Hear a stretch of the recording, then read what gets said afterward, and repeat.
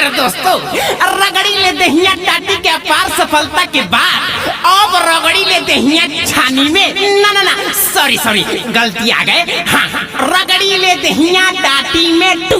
जी हाँ मेरे दोस्त, साजन मेरा उस पार है, मिलने को दिल बेकरार है।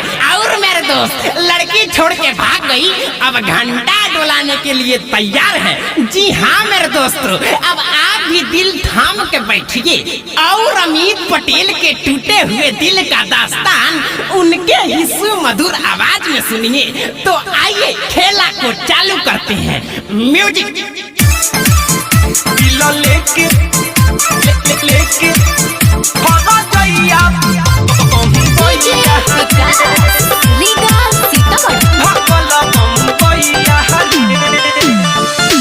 दुख बायो सन का हम बताई, काम न करता बे सुई दवाई। बाबा रामदेव के पलहम लगवा दे।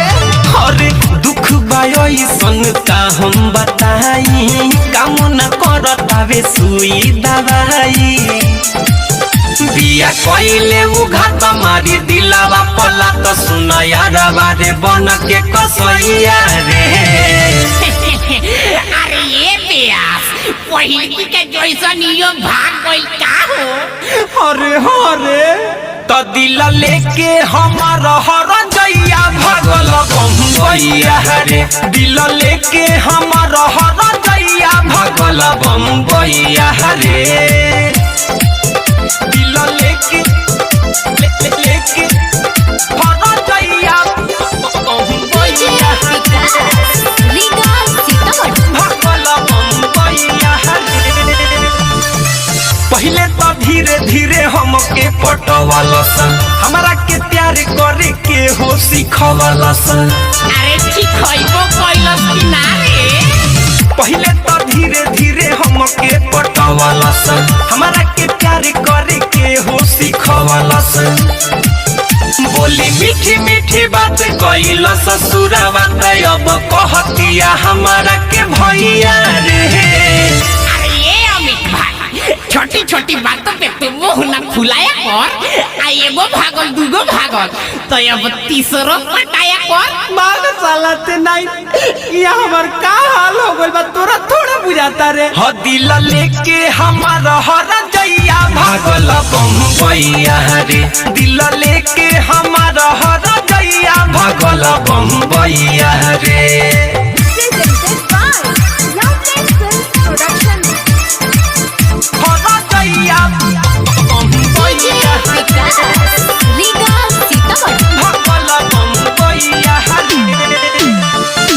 सीना के ऊपर या भीतर दुखाता, आवता याद जब तबे भभाता। अरे तो जालिम लोशन लगाओ, लहर कम होई। सीना के ऊपर या भीतर दुखाता, आवता याद जब तबे भभाता।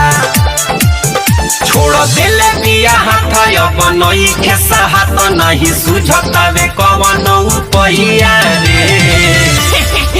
अरे मर्दे, जब जादे मुखी धरी तब पूजौल में अखड़ लियो, आ ओहू से ना होई तब पहिल के जैसन जाके टटिए रगड़ लिया। भाग साला ते नहीं, ओहू में रगड़त साला वो टूट गइल बा। ह दिल लेके हमार हर जइया भागल बम्बैया रे। दिल लेके हमार हर जइया भागल बम्बैया रे।